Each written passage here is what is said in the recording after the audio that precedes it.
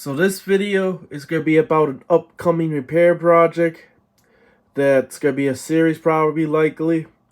And this one kind of brings back fond memories because this model scope I used for 10 plus years, not this exact scope, this one I purchased off eBay, but I used this very model for over 10 years at a service shop that I was working at. And it actually was a good scope. So, I went ahead, of course, going on YouTube, I watch a lot of videos and stuff like that. I saw another YouTuber, talented one actually, he's actually pretty good, was attempting to repair one of these. Hopefully he'll actually get it fully repaired, but either way it goes, the one that he got kind of was in bad condition. It was missing knobs, it had broken buttons, it also, someone went in there and harvested some of the parts, probably likely to resell on eBay and stuff like that. And he's working on a series actually repairing one of these.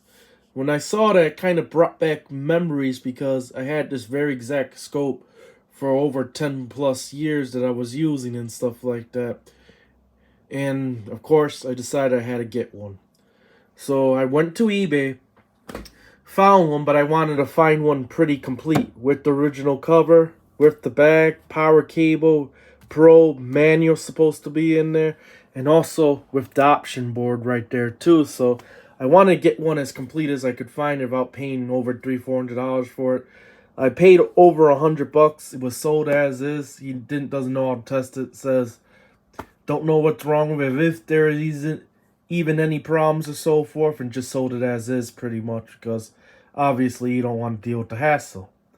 He did say it's clean, kind of begged to differ. It's not clean, but of course I saw it in the pictures already and stuff like that, so not a big deal though. But people's definition of clean, that's their definition of clean. I don't know what else to say. That's clean. But either way it goes though, let's go and unfeel it so I can show you what the model and everything is. Alright. And you can see there, it's a Tektronix 2230. And as you see there, it says 100 megahertz digital sword oscilloscope. Now this isn't just only digital, it's actually pure analog too as well. And you push the button and it switches over from digital to just analog only and stuff like that. And you can use this thing purely analog mode or purely digital mode.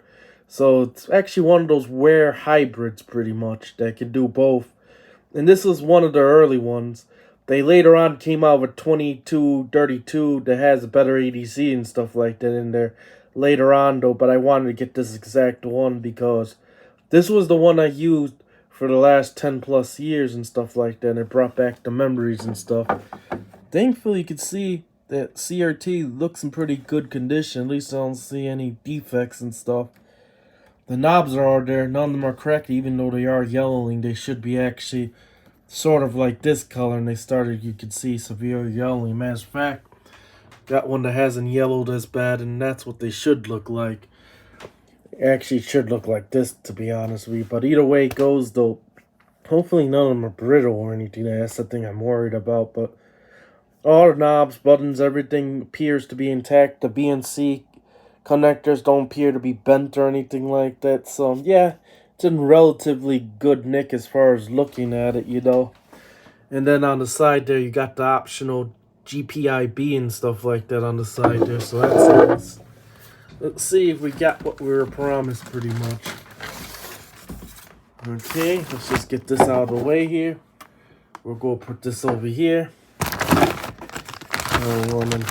Let's see. Yep, that's the original power cable that comes with these Tektronix scope. Let's see if we got the probe here. What's this here?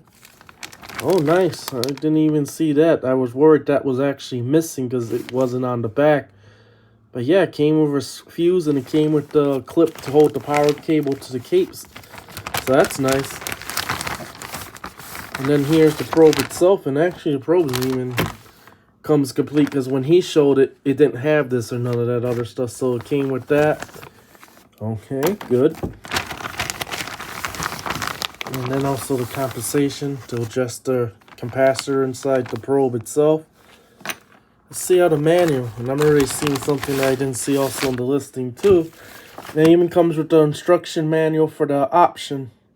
So there you go. Good. And then here's the operational manual, or user manual. Let me go ahead and get this off of its case there. Okay, sorry about that, but there you go. There's the operations manual. Yep, and it's original. That's where it came with the scopes.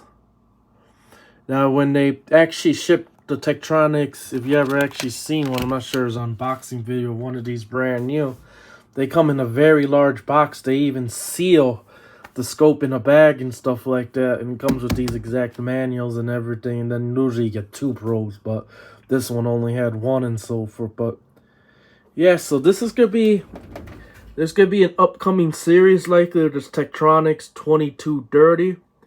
I'm not gonna just fire it right up right now because I know it has reefer caps, and those are notorious for going bang, and when they go bang, they could send a surge and damage the CRT and stuff like that too as well. So I'm just gonna go straight to getting at least rid of the reefer caps, and then I'll attempt to power it on and stuff like that.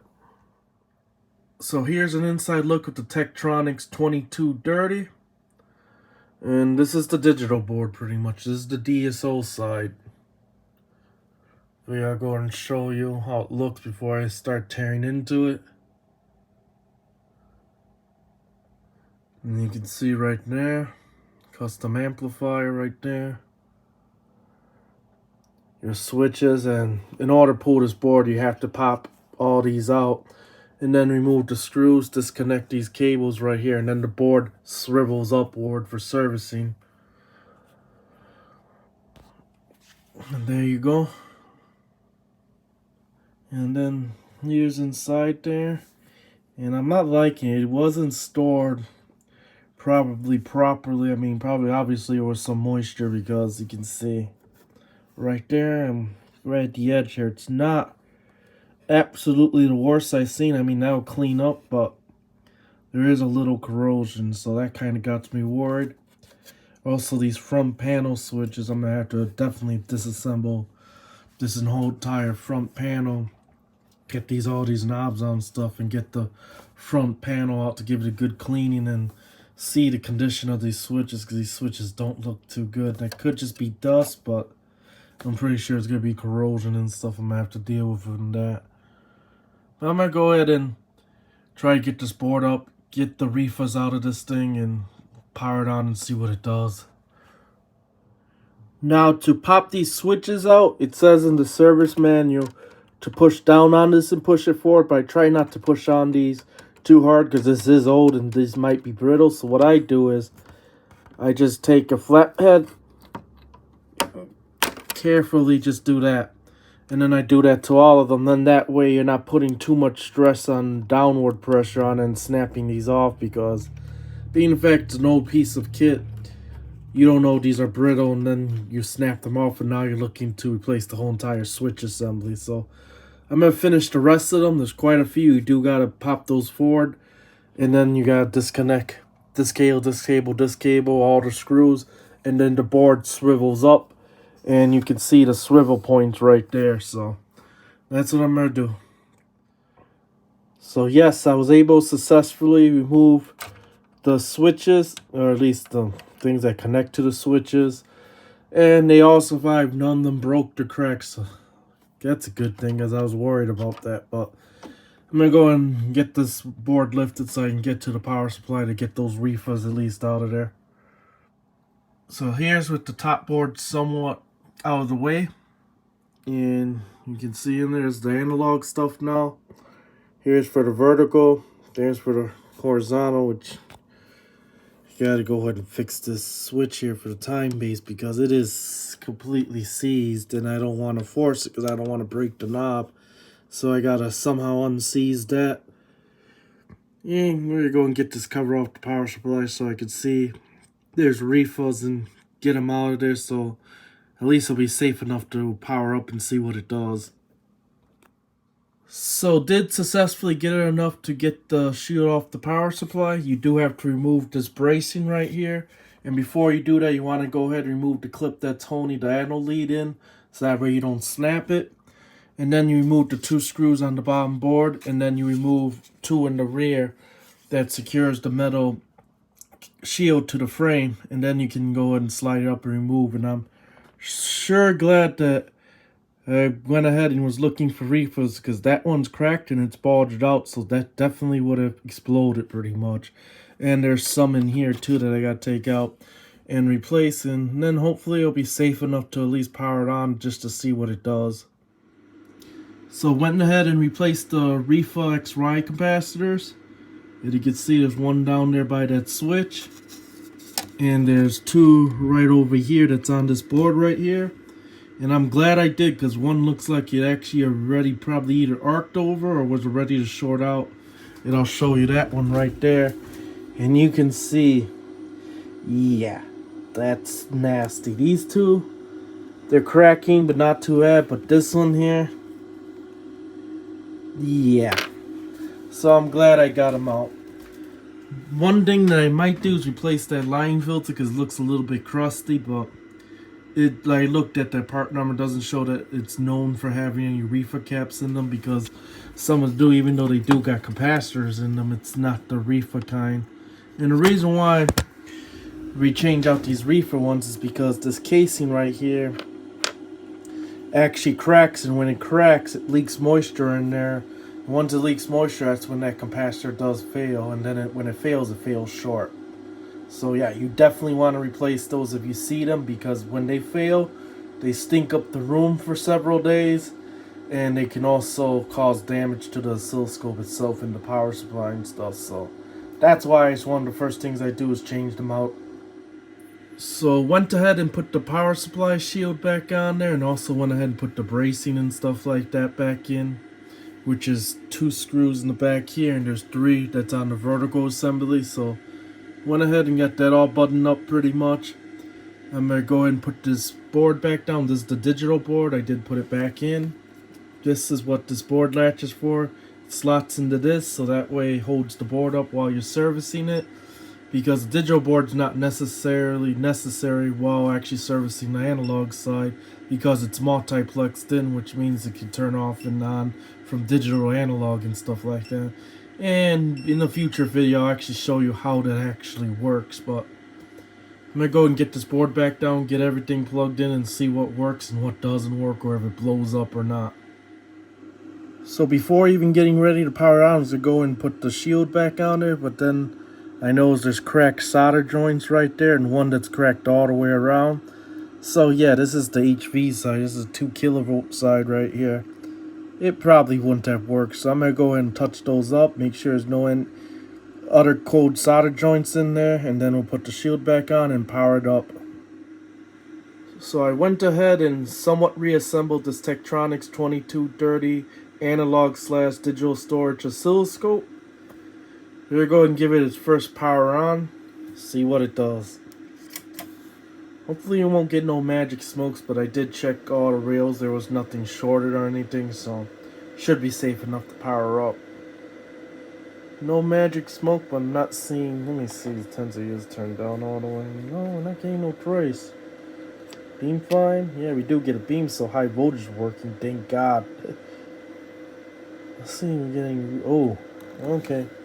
Yep, we do have some issues, and you can see the first issue right off the back. Readouts obviously are garbled.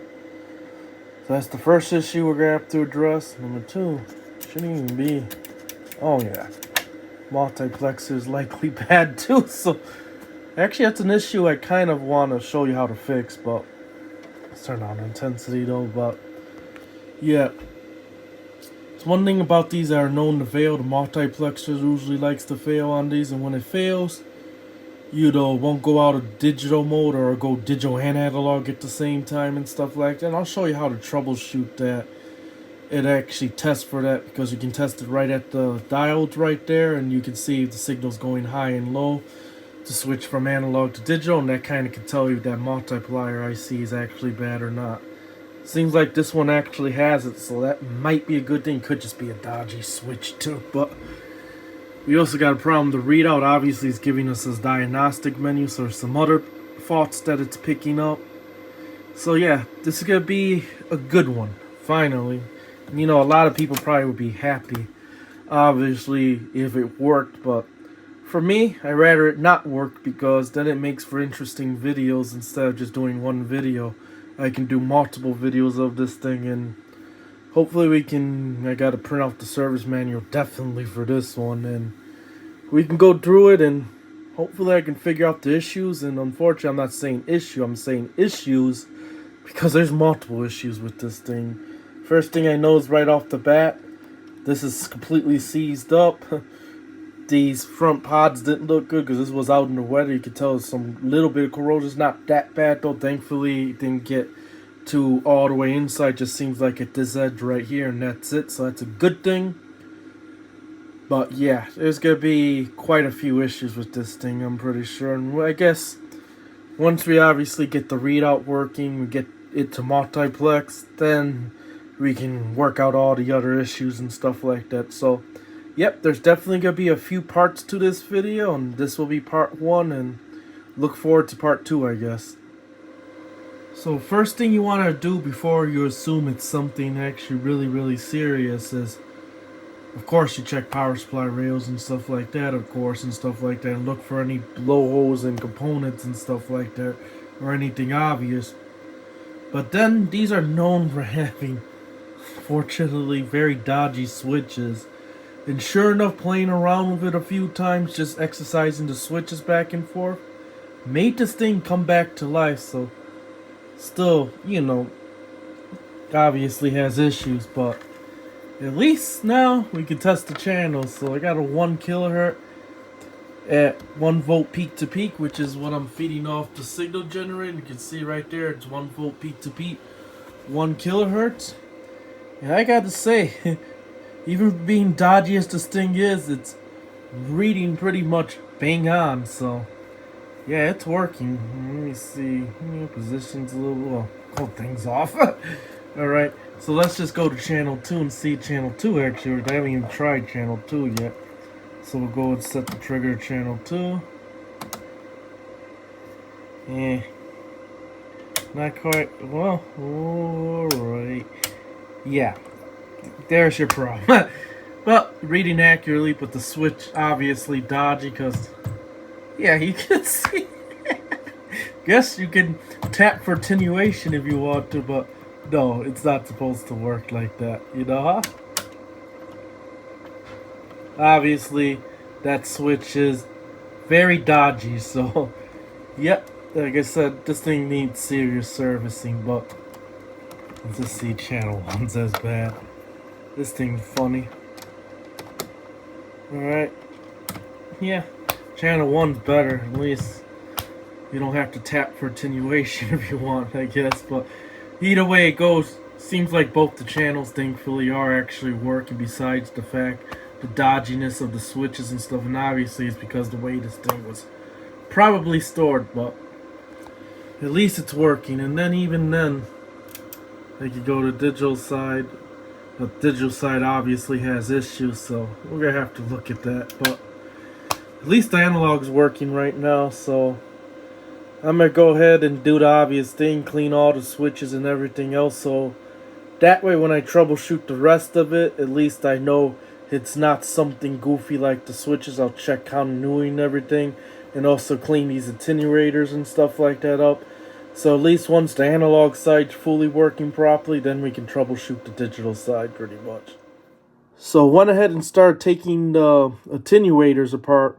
Pretty much I want to show people kind of what you have to do to get these clean. You don't want to use deoxys. Actually, you want to just use pure alcohol. So let me go ahead and zoom in. And then we'll go to that back contact right there. And what I do is I take a syringe like this with a fine needle, and I'll put a drop of alcohol while it's in the down position. You don't want to do it while it's in the up position. And then I'll rotate it a few times. And then I'll take a cotton swab, and as that contact is out, just kind of take up the excessive. And then I'll rotate it around and do the next set. And then do the next set. until, you know, I get them all down. But you want to do them in the down position, because if you try to clean those with the wipers in the up position, you actually can bend and damage those wipers. Then obviously the attenuator ain't gonna work right. Now these back connectors is on a separate cam gear, and that's controlled by your AC and DC coupling. So when you do that to get them down, you go ahead and drop a drop of alcohol there, wipe up the excessive, and then you just kind of exercise it back and forth.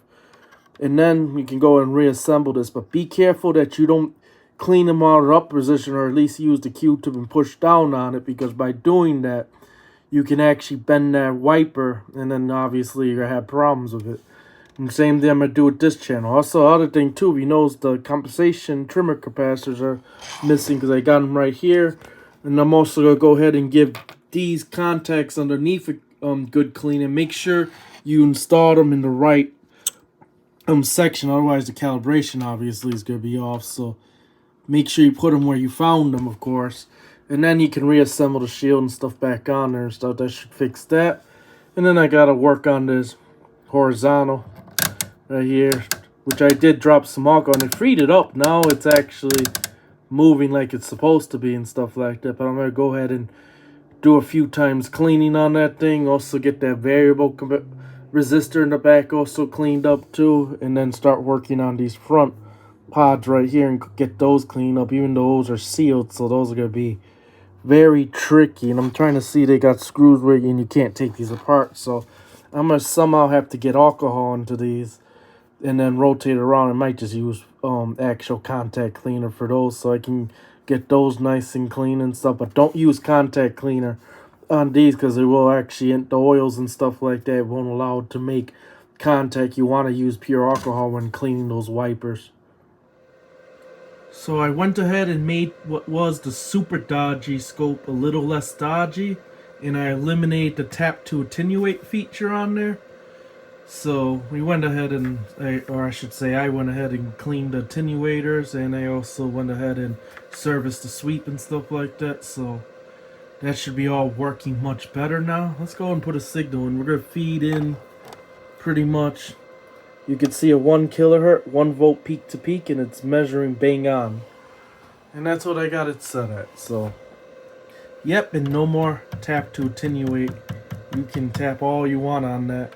You can see in there, no problem now. Let's go to channel 2. Let's see channel 2.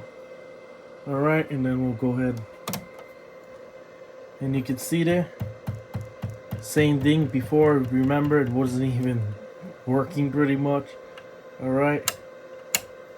And you can see there, nice and beautiful now. So, yep, at least now the analog front end is working and stuff like that. I do got to service the trigger, because I know there's something up with the trigger. And I know a couple of the switches are dodgy, likely what the problem is. So I'm going to have to take it further apart, deeper, clean that. And I do want to order the parts for the power supply. I also want to check for ripple and noise and stuff like that too as well. So that will be in the next part of the video, because I'm pretty sure 100% I'm going to get this thing fully working. So I'm going to go ahead now and order the parts that I want to do to get that power supply up to snuff. And then we'll go ahead and fix the trigger. And then we'll start working on the display readout and the digital side of it.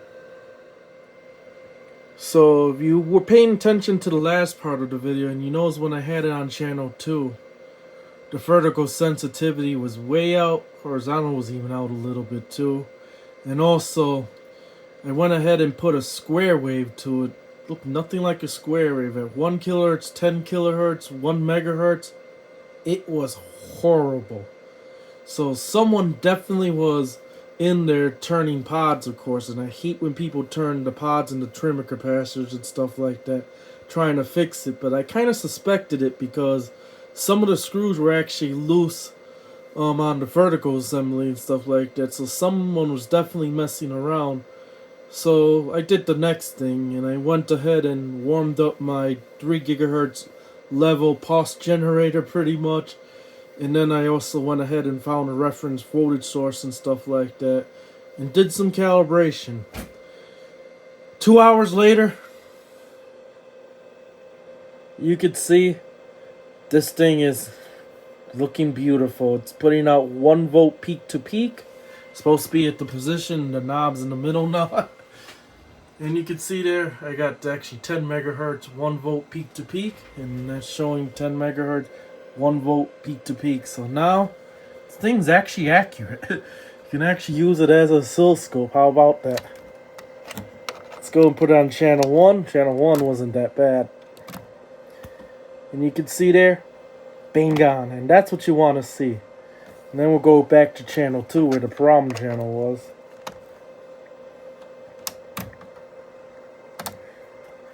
Alright, now I'm going to put a 10 megahertz square wave. Beautiful. That's the way it should look. Okay.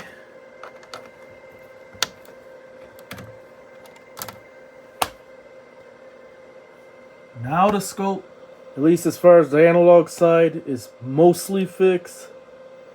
So, next thing is get power supply, of course, to spec.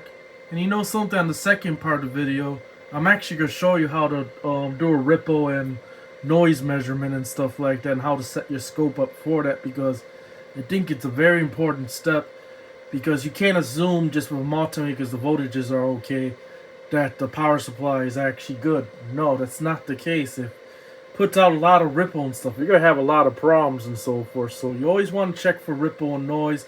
And the service manual, of course, will tell you exactly what it should be spec'd at. And then, you know, should be under that. If it's over that, then you have a problem. Then you want to go through and check the capacitors, of course, and stuff like that. So that's definitely going to be the next part of the video. Though also, we're going to go and start troubleshooting the digital part now that we got the analog pretty much bang on and working. So, next step is going to be the digital side pretty much. So that will be part 2. We'll be starting on the power supply because I want to go ahead and get most of the capacitors that I need ordered up for that. I got to go and look at the data sheets and match the ESR and everything for them. And then get the power supply rebuilt. We'll do some ripple measurements before and after recapping. And then we'll go ahead and start working on the digital section.